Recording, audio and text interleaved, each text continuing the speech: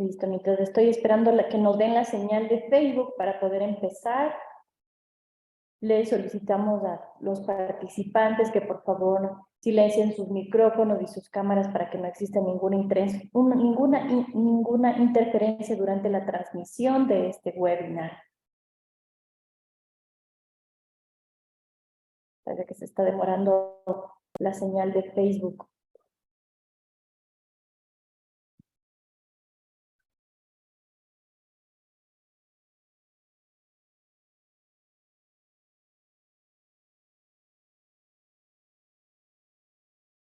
Por favor, me confirman si es que ya se está transmitiendo desde Facebook.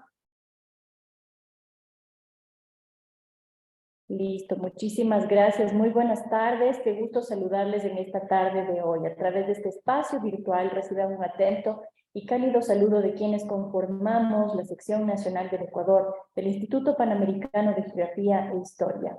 Este, como todos los webinars, está siendo grabado y está disponible para visualizarlo nuevamente en el canal de YouTube y de IPGH Ecuador Facebook. Este y todos los webinars son gratuitos, sin embargo, quienes deseen obtener un certificado por su asistencia a este evento, tiene un costo de $5. Para el efecto dejaremos las instrucciones en el chat para que ustedes puedan obtenerlo. El webinar del día de hoy, un webinar muy interesante, es presentado en coordinación con la Comisión de Geofísica de la Sección Nacional. El tema es zonificación de la amenaza por dispersión y caída de ceniza del volcán Huayllay en Ecuador. El objetivo principal del presente webinar es presentar la metodología utilizada en la zonificación de la amenaza volcánica por caída de ceniza del volcán Huayllay. Como expositor de este interesante tema nos acompaña Fernando Pavón. Fernando es geógrafo con estudios de posgrado en Sistemas de Información Geográfica, GIS por la Universidad de Salzburgo, Ciencias de la Tierra y Gestión de Riesgos por la Escuela Politécnica Nacional y Gestión de Riesgos de Desastres por la Universidad Andina Simón Bolívar, sede Ecuador. Posee 14 años de experiencia profesional, es especialista en automatización de procesos mediante el uso del lenguaje de programación Python en GIS y el manejo de paquetes estadísticos. También actualmente es docente invitado en el CPG y miembro alterno de la Comisión de Geofísica de la Sección Nacional. Sin más de momento, estimado Fernando, te doy la más cordial bienvenida a este espacio de difusión. Adelante, bienvenido. Muchísimas gracias, María José, y al IPGH por esta oportunidad. Como bien mencionas, por parte de la Comisión de Geofísica del Ecuador, hemos preparado este webinar. Voy a empezar a compartir pantalla. Sí, y solo me confirman, por favor, si están visualizando pantalla completa. Sí, correcto, estamos visualizando la pantalla completa. Perfecto. El tema que se ha planteado para el webinar es zonificación de la amenaza por dispersión y caída de ceniza del volcán Huayllay, sí, ubicado en Ecuador, ¿no?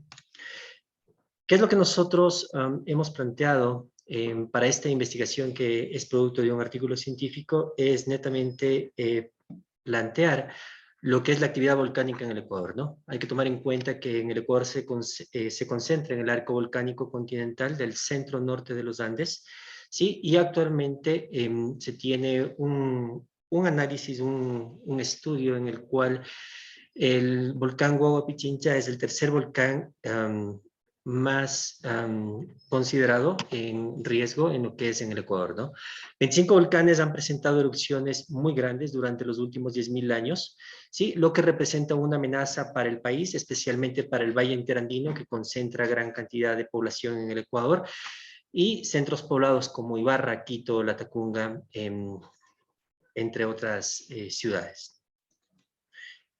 Un poquito para analizar qué es lo que se va a topar este tema, hay que tomar en cuenta que el volcán Huayllay se desarrolló durante el Pleistoceno tardío y el Holoceno.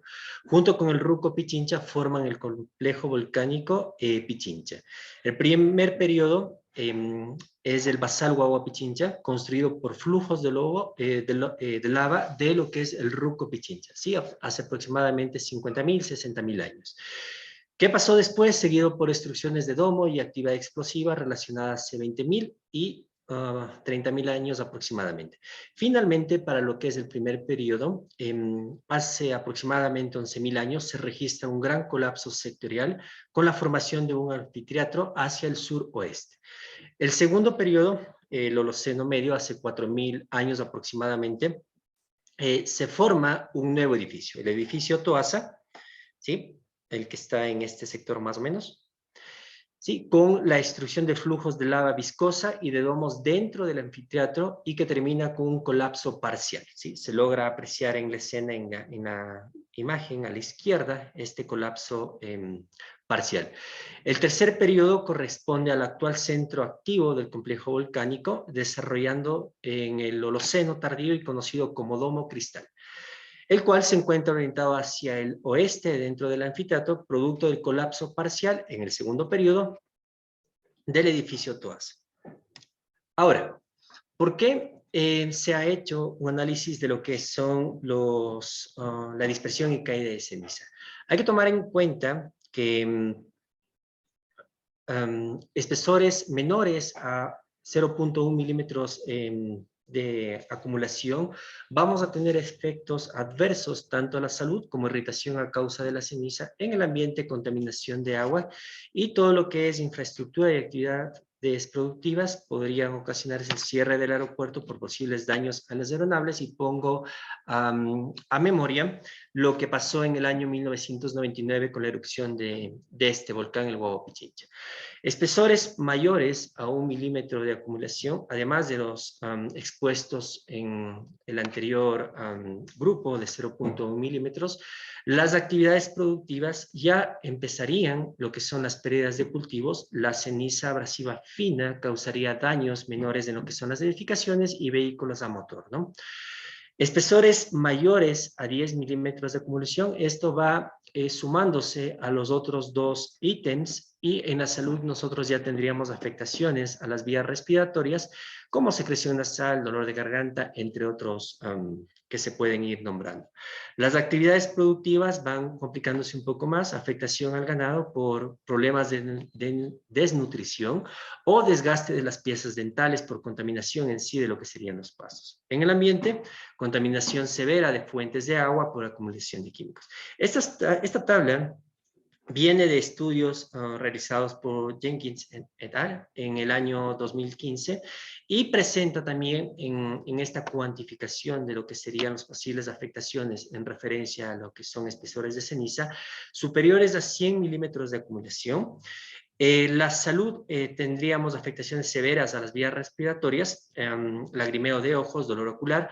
Las actividades productivas van aumentando en lo que sería deshidratación severa del ganado por consumo de ceniza en aquellos casos en los cuales no se logró evacuar a todo lo que sería el ganado, y obstrucciones intestinales.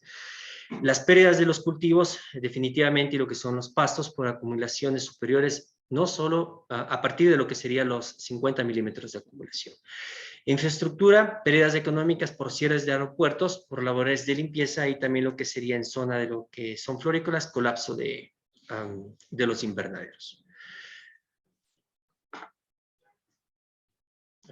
¿Qué pasó? Ya, ahora, en lo que son el volcán Huaua Pichincha, teniendo en cuenta lo que sucede con lo que son los espesores de ceniza, para lo que es el análisis y la definición de los parámetros, se tomaron como referencia los definidos por Mastin en el año 2009 y fueron modificados para el volcán Huaua Pichincha con el objetivo de tener la tasa de descarga que se obtiene en trabajos de campo, ¿no? Para esta investigación se tomaron 4 escenarios. Huaua Pichincha S2, que es un tamaño menor moderado, como erupción de referencia el año 1999, cuyo índice de explosividad volcánica corresponde a un 2 o 3. La altura de la columna sobre el cráter en kilómetros 6, la duración de lo que sería la emisión sería 24 horas y un volumen de caída de DRE en kilómetros cúbicos de 0.05. Si ustedes se dan cuenta, va aumentando a medida que el escenario lo hace. El escenario S3, moderada extensa, el Huaua Pichincha S4 es extensa, y el Huaua Pichincha S5 es muy extensa. Estas erupciones han sido datadas en 1660, 1000 años antes del presente y 11.000 años antes del presente, ¿sí?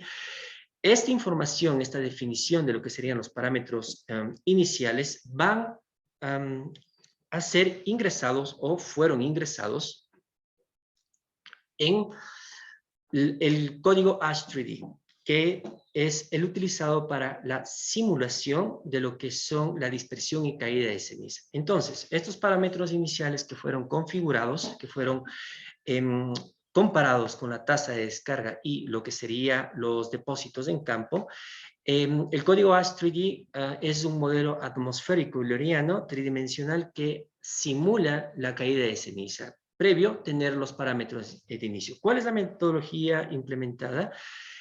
A partir de un periodo de 10 años, en este caso 2008-2017, se hace 120 simulaciones. Si ustedes logran apreciar en lo que es la tabla, está dividido 29 simulaciones, en el cual en la parte izquierda tenemos un BI2, el escenario BI2, en el cual inicia a las 6 de la mañana, cada 15. En febrero del 2018, el 15 inicia a las 12 con los parámetros que les he venido comentando en la diapositiva anterior. De igual manera, para cada uno de los índices de explosividad volcánica, las simulaciones en el cual ya se logra obtener estas 120 simulaciones con el objetivo de que cada una de las simulaciones me entrega un archivo que va a contener 2.982 puntos y polígonos que corresponden a diferentes simulaciones que hace el código.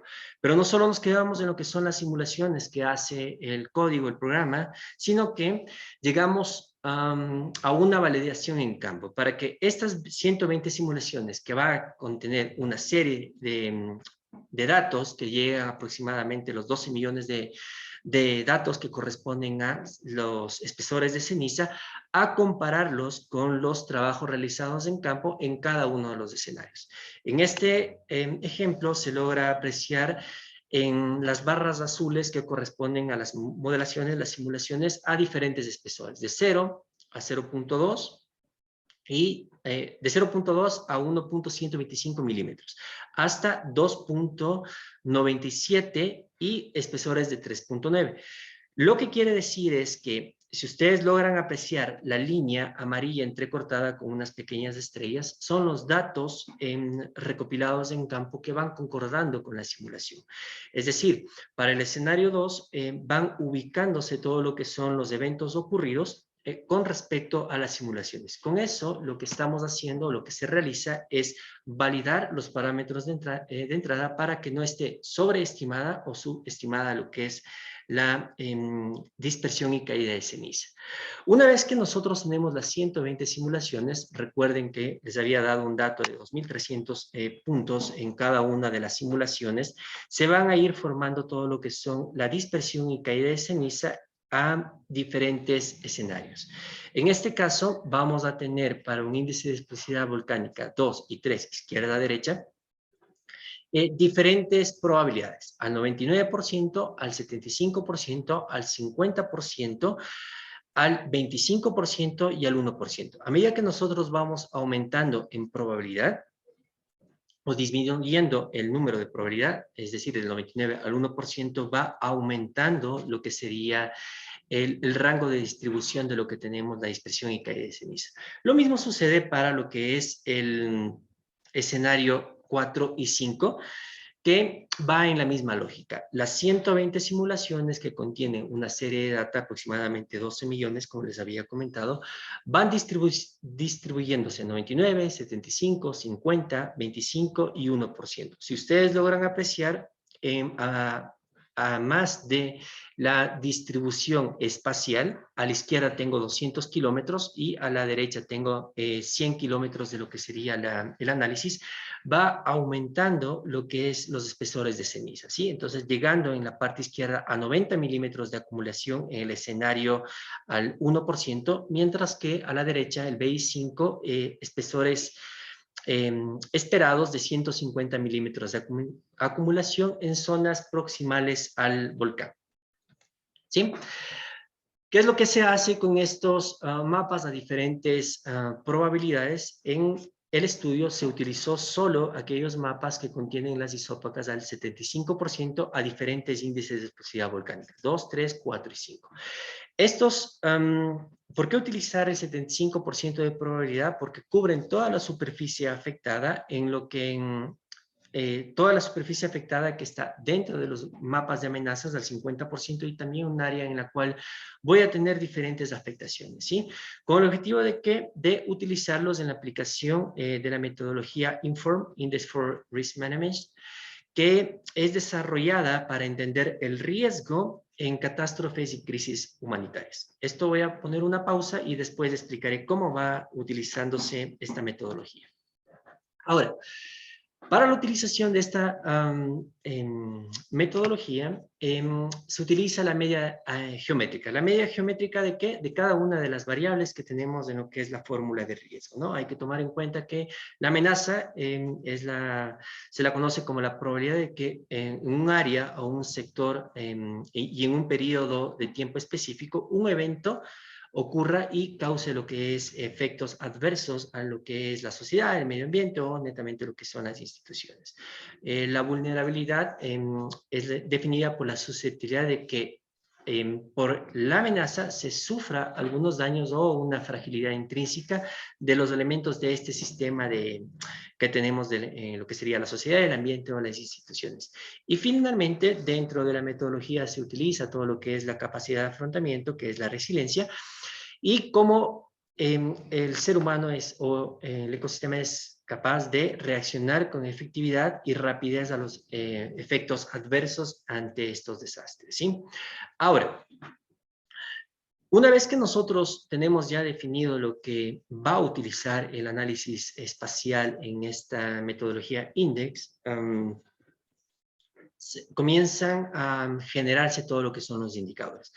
¿Qué indicadores? Y esto va ya definido con pesos dentro de la metodología INFORM, ¿no? Entonces vamos a utilizar todo lo que es la amenaza, que sería la exposición a caída de ceniza, cuya fuente es validada por el Instituto Geofísico de la Escuela Politécnica Nacional en el año 2018, producto de una consultoría trabajada con la Cruz Roja Ecuatoriana, en la cual se hizo modelaciones de diferentes volcanes en la temática que estoy exponiendo, caída y dispersión de ceniza.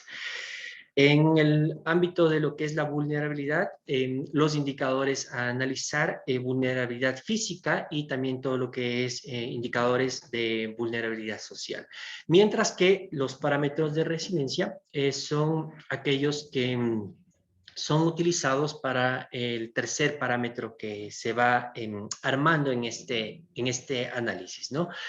La información fue utilizada con datos oficiales. Hay que tomar en cuenta que el estudio fue realizado en el año 2020. No disponíamos todavía de proyecciones a nivel parroquial, que fue el nivel de detalle más óptimo con lo que es el análisis de la data en lo que es el censo, ¿sí? Hay diferentes porcentajes asignados en cada uno de los indicadores, esto con el objetivo de ir cruzando la información. A manera de ejemplo, tienen en pantalla un indicador, en este caso, porcentaje de superficie agrícola, en el cual vamos a tener menor porcentaje en tonos claros, mayor porcentaje en tonos oscuros. Esto, a raíz de la espacialización de la información, voy a tener ya lo que es la automatización de procesos. Entonces, no solo se tiene un indicador, no solo se trabaja con una variable de este indicador, sino internamente en lo que es el indicador, por ejemplo, el techo, la variable del tipo de cubierta, se tiene diferentes variables, ¿no? Entonces recuerden que estamos hablando a nivel parroquial de todo el área de afectación del volcán Guagua Pichincha, porque se está analizando todos los escenarios y se va asignando los pesos en función de la variable o indicador que se vaya a poner. En este caso, el tipo de cubierta se le asignó un menor peso a las parroquias que concentran edificaciones con cubierta de hormigón, es decir, valor 1, y aquellas que tienen la cubierta con palma se le asigna el valor 5. Es decir, el valor 1 corresponde a que la estructura va a tener una mayor resistencia a lo que es caída de ceniza, mientras que el valor 5 corresponde a mayor vulnerabilidad. ¿Sí? Una vez entendido todo lo que es la automatización de procesos en una variable, se llega a un análisis ya visual de manera geográfica en la cual se van integrando estos valores y yo ya puedo ver en tonos rojos aquellas parroquias que tendrían una mayor afectación versus en tonos verdes en aquellas parroquias en las cuales la mayoría de sus edificaciones contempla la cubierta de hormigón. Ahora, una vez que nosotros tenemos todo definido, se va ponderando a cada una de las variables un rango y una categoría, con el objetivo de realizar el cruce de información. Entonces, para ir explicando, en lo que es la amenaza, nosotros vamos a tener alta, media, baja, ¿sí? Y se va ya haciendo la ponderación de lo que sería el peso asignado acorde a esta metodología INDEX. De igual manera, el porcentaje de tipo de cubierta que había explicado en un inicio, en el cual voy a tener 5 rangos, 5 pesos dados en función de la variable que va a ser más o menos con el objetivo de estandarizar y ponderar todo lo que son las variables con el objetivo de, en la sumatoria me tendría que dar 100% para lo que es amenaza, 100% para lo que es vulnerabilidad y 100% para lo que es resiliencia. Es un extracto de lo que es la tabla completa y el objetivo es tener la amenaza clasificada en baja, media, alta, como les había comentado, zonas proximales al volcán va a ser alta y en zonas distales al volcán va a ser baja.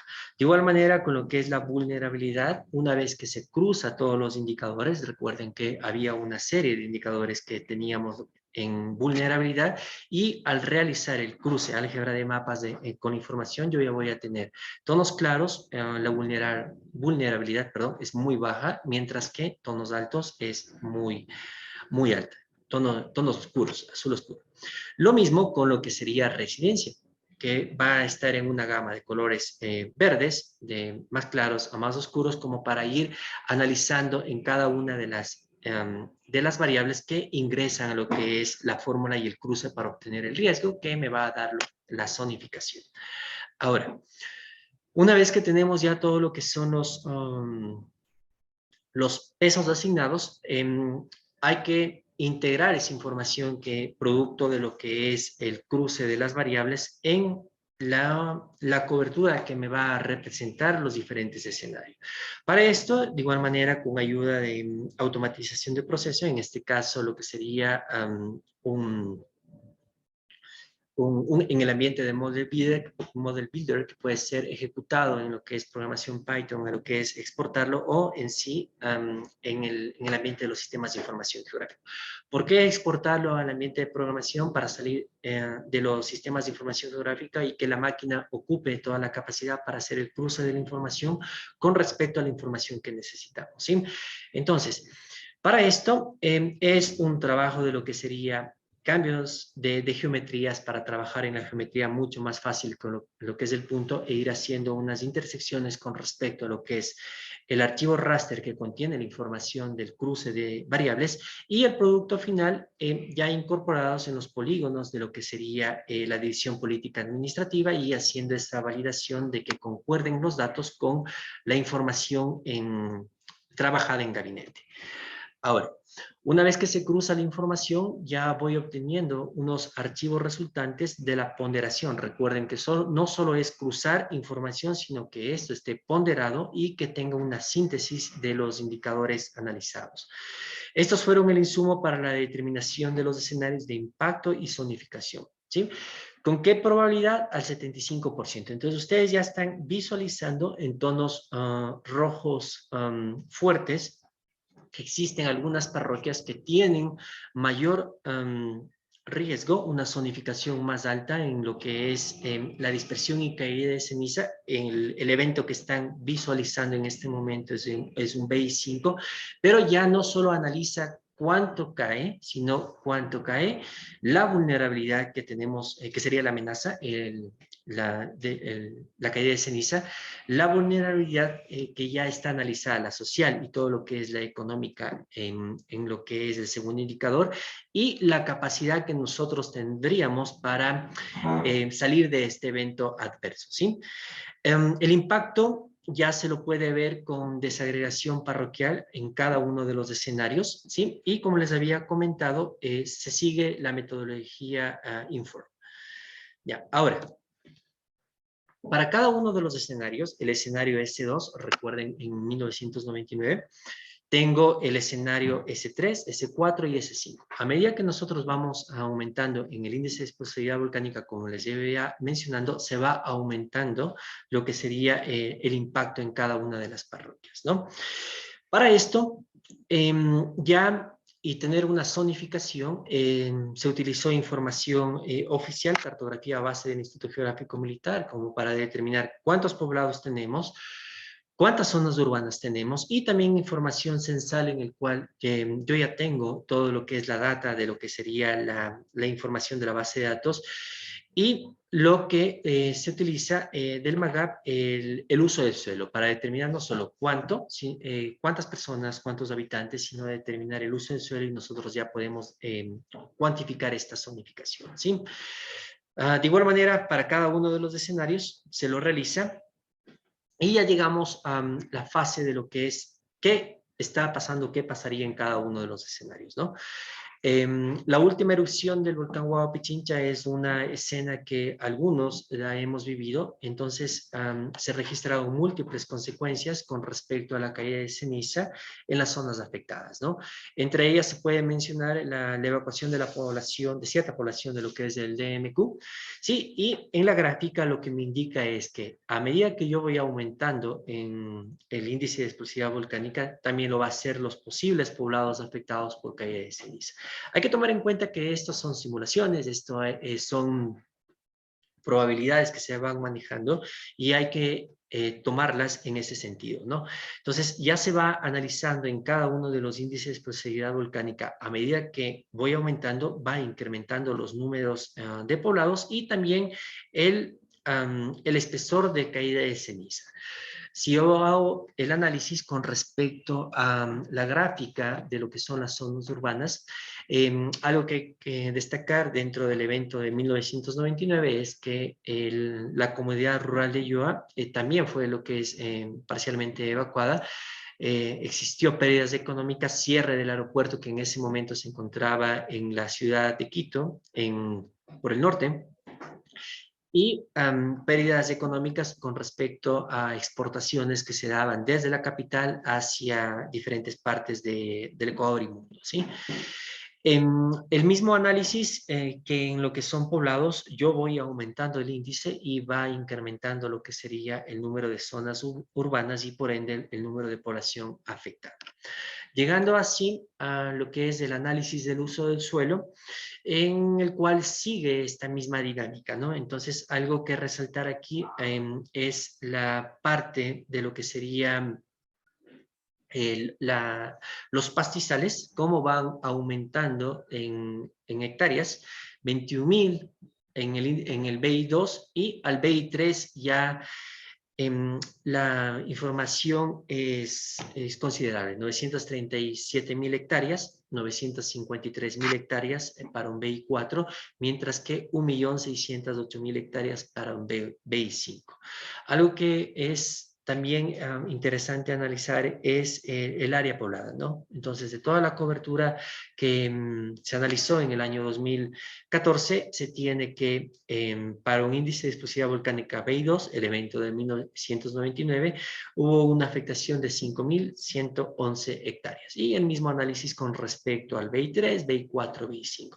¿Esto por qué es importante analizarlo? Porque es interesante tener esta data en lo que es número de poblados, número de zonas urbanas y el uso del suelo, es para tener una estimación lo más real a un evento que se vaya teniendo. En el 99 se tiene trabajos de campo en el cual concuerda la información que les estoy dando, y tener un análisis sin necesidad de alertar, alarmar a la población, sino considerar lo que la caída de ceniza puede ocasionar a diferentes probabilidades y eventos en sí.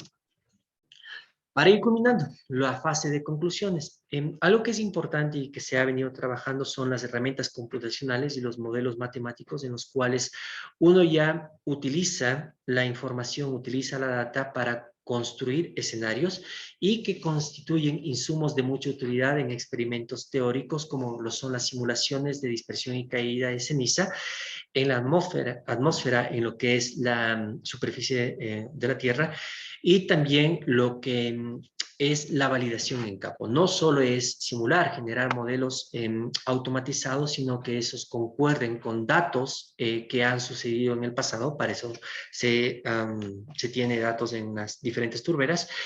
Y entrando ya a lo que es el Ecuador, la amenaza y dispersión de caída de ceniza volcánica es un fenómeno que merece ser ampliamente estudiado y monitoreado. ¿Por qué? Porque estamos rodeados de volcanes, ¿no? Esto considerando que las zonas proximales a los volcanes habita importantes números de población rural dedicada a actividades agrícolas y ganaderas. ¿Por qué? Por la fertilidad de sus suelos, producto de las erupciones ocurridas en el pasado y que es muy difícil evacuar a las personas que viven en zonas rurales y que dedican sus actividades económicas a la agricultura y ganadería. El proceso de validación, como les he comentado, y calibración de los resultados de las simulaciones realizadas es una fase muy importante y esto debe concordar con datos oficiales. En este caso, los datos utilizados en campo por varios autores, incluido el geofísico, en lo que les había comentado, que estos resultados fueron el producto de una consultoría y esto a su vez está reflejado en lo que son los mapas de amenazas, específicamente del volcán Guagua Pichincha. Con la actualización que hubo en el 2020, si no me equivoco.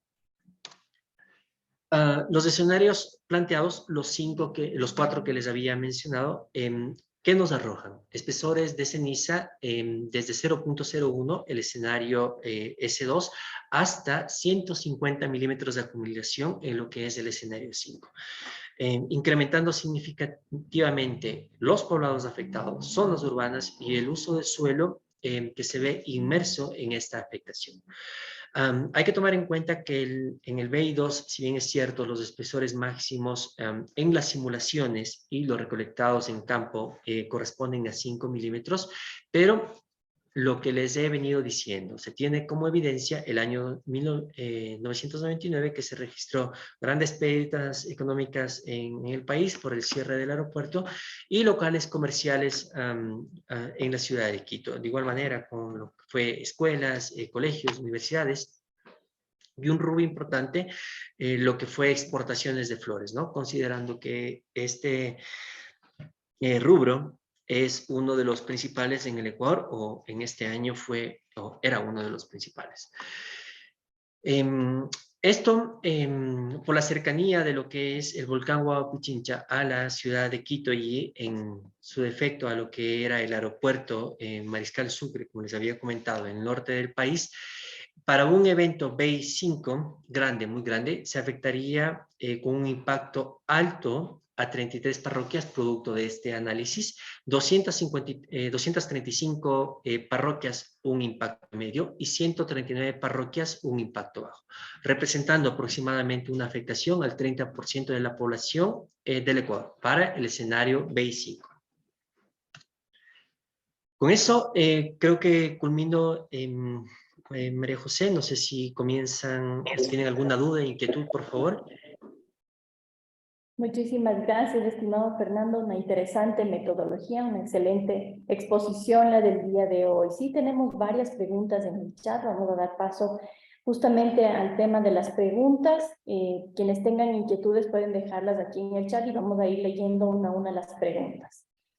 Antonio Proaño te pregunta, dice, ¿en la metodología se realizó 120 simulaciones por cada escenario planteado o fueron 120 simulaciones en total, dando un aproximado de 30 por cada escenario? Es la primera pregunta de Antonio Proaño.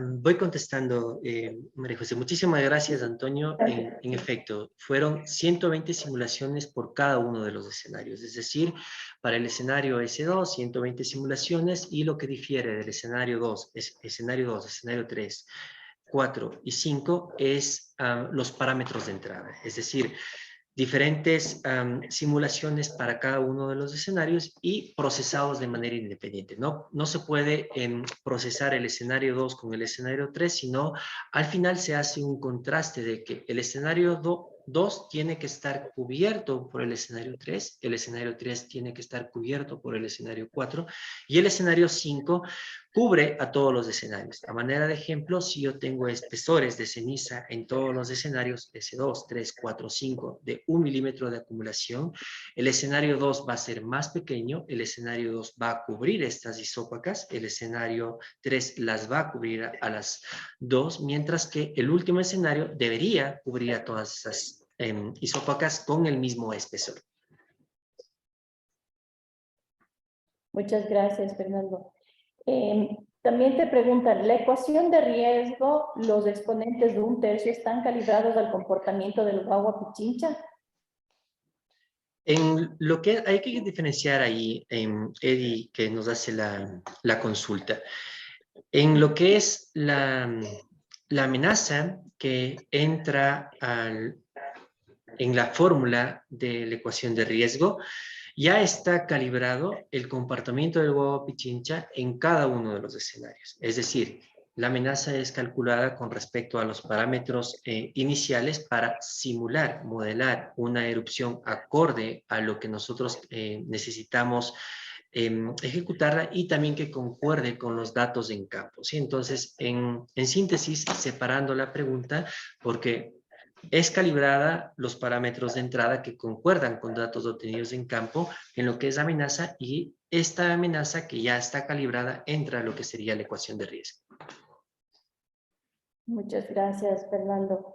Antonio nuevamente te pregunta si se observó una variación en la zona amenazada en meses invernales o de verano.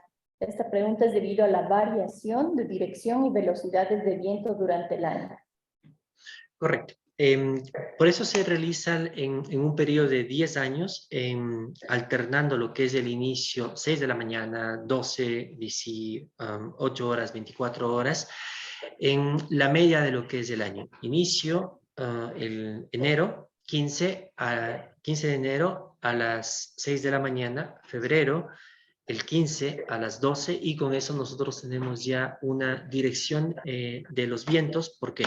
Porque estas simulaciones que se realizan en el código ASH3D toma ya lo que es la data de la NOAA para ir procesando la dirección y velocidad de los vientos, porque hay que tomar en cuenta que la caída de ceniza va a depender en lo que es la dispersión, va en función de la dirección y velocidad de los vientos. Muchas gracias. Antonio nuevamente te pregunta, dice, las zonas tomadas al 75% de probabilidad, ¿qué rango de error tienen con respecto al observado a los depósitos en campo? ¿Varía mucho o es casi una muy buena aproximación? María José, no sé ¿Sí? si mi internet está interrumpido, pero escuché entrecortado, pero estoy leyendo la consulta, ¿sí? En el chat. Okay. Sí, todas estas simulaciones, independientemente de la probabilidad, entran a una fase de comprobación con los trabajos de campo. Entonces, en esta fase ya entra lo que es un análisis estadístico para lo que sería obtener el análisis de la información, ¿sí? Es decir, tenemos ya lo que es a diferentes probabilidades, 99, 75, 50%, 25 y 1% el análisis. ¿En qué difiere esta probabilidad con respecto a los trabajos de campo? Entonces, si yo tengo una elipse unisópaca, que es el término correcto, que tiene unos espesores de 5 milímetros de acumulación, yo estoy diciendo con el trabajo de campo en la validación que al 99% más pequeño lo que sería la distribución, tengo de que ocurra la probabilidad de que caigan esos 5 milímetros de acumulación, mientras que yo lo abro para tener al 1% y con esta validación de lo que sería trabajo de campo versus las simulaciones que esté dentro de la parte estadística para que concuerde la información. Si los datos no concuerdan en esta validación, simplemente el inicio de lo que serían los parámetros de entrada tienen que ser ajustados con el objetivo de ir calibrando la información y concuerde con la tasa de descarga que se tendría. Muchas gracias, Fernando. También te preguntan cuáles son las parroquias con más riesgo de caída de ceniza según los modelos. Sí, en esto se va analizando, si ustedes lo vieron, en zonas proximales a lo que sería el volcán en Huaua Pichincha y en sí lo que serían parroquias rurales. ¿Sí? Es decir, Yoa es una de las que tiene gran afectación y ustedes ya pueden hacer el análisis con respecto a lo que sucedió en el año 1999. ¿Por qué se analiza como un impacto alto, muy alto? Porque necesitas en ese escenario lo que ocurrió con un escenario S2 es sacar a la población de Yoa, es decir, no pueden trabajar a su campo, su ganado, son pérdidas económicas, para restablecer esas pérdidas económicas, las sociales, etcétera, etcétera, entonces uno ya va analizando. ¿Cuáles son en sí las más afectadas? Y esto se realiza o se realizó a diferentes volcanes, es la combinación de eso, la amenaza, la vulnerabilidad económica y todo lo que es social de las poblaciones y aquellas que tienen menor capacidad de reponerse, como por ejemplo el número de bomberos por habitante, etcétera, etcétera, son las que están más afectadas ante estos eventos adversos. Gracias. Bueno, vamos a ir leyendo unas dos últimas preguntas para poder ir ya finalizando, concluyendo. Freddy Vázquez te dice, excelente, gracias por la exposición. Una pregunta, aclaración. Las simulaciones se basan en el índice de explosividad volcánica. ¿Qué significa este índice? O dicho de otra forma, ¿cómo se puede pasar de BI2 a 4 u otro? Ya, gracias Freddy. En sí las simulaciones, para nosotros entrar a una simulación ya se va o se realiza con los parámetros iniciales. Entonces, estos parámetros iniciales va a tener una tasa de descarga y dependiendo de la tasa de descarga, si es menor, va a ser un índice de explosividad volcánica menor, mientras que si la tasa de descarga es mayor en ceniza, se va a tener un índice de explosividad volcánica 4. Esto va relacionado en función de los parámetros que nosotros ingresamos, entonces al software yo no le digo quiero un índice de explosividad volcánica 2 o 3, sino los parámetros que estoy ingresando corresponden a un índice de explosividad volcánica 2, 3 o 4 y esto a su vez la tasa de descarga va a concordar con los trabajos de campo.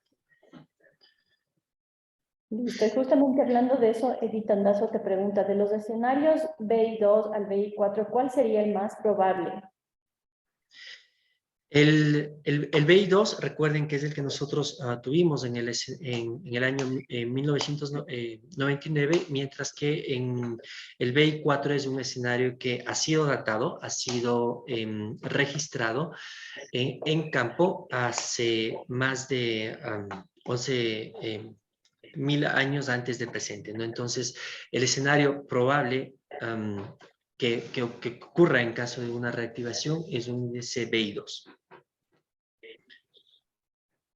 Muchísimas gracias, estimado Fernando. Para concluir, tenemos una última pregunta y dice, nuevamente Antonio dice, ¿el nivel de riesgo plasmado en los mapas considera solamente las isópacas, es decir, solo el depósito del material o también el material que resta suspendido en la atmósfera? El que está ya ya depositado, ¿sí? Entonces, se puede hacer unas simulaciones en lo que sería la dispersión que está en el ambiente, pero el análisis contempla en aquellos que están ya en depósito, ¿sí? Listo, muchísimas gracias, estimado Fernando.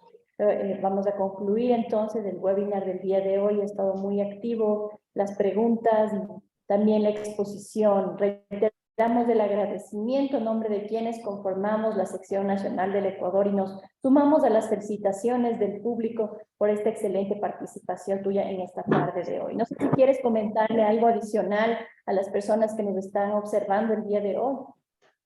Sí, algo como recomendación y de lo que se está viviendo en la activación del volcán en Cotopaxi es hay que tomar en cuenta las fuentes oficiales, ¿no? Entonces siempre hay que estar y son las que nos van a dar una guía de qué hacer, cuándo hacerlo y si ustedes analizan todo lo que son los reportes del geofísico, son aquellos que nos van a ir dando las alertas del monitoreo. Hay que tomar en cuenta que los volcanes en el Ecuador, específicamente el Cotopaxi, es uno de los volcanes más monitoreados a nivel mundial y la capacidad operativa que tiene dicho instituto.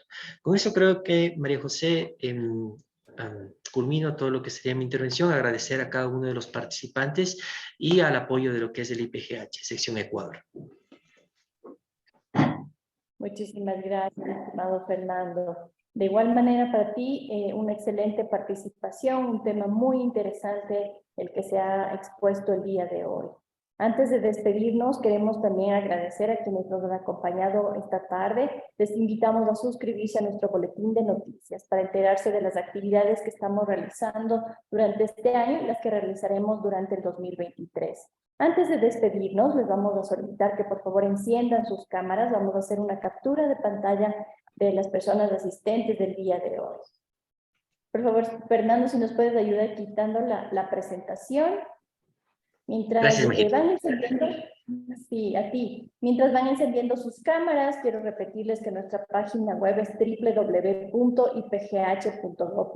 Pueden seguirnos a través de Twitter y de Facebook y también pueden seguirnos a través de YouTube para poder visualizar todos los webinars que hemos realizado durante estos años.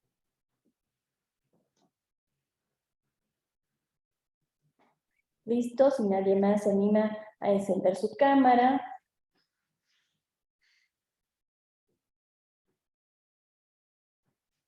Parece que ya están prendiendo sus cámaras. Vemos a nuestros colegas de la Comisión de Geofísica, de la Sección Nacional que nos están acompañando también esta tarde de hoy. Otros colegas del medio geográfico. Listo. Entonces vamos a hacer una captura de pantalla a la cuenta de 3. Con su mejor sonrisa. 1, 2 y 3.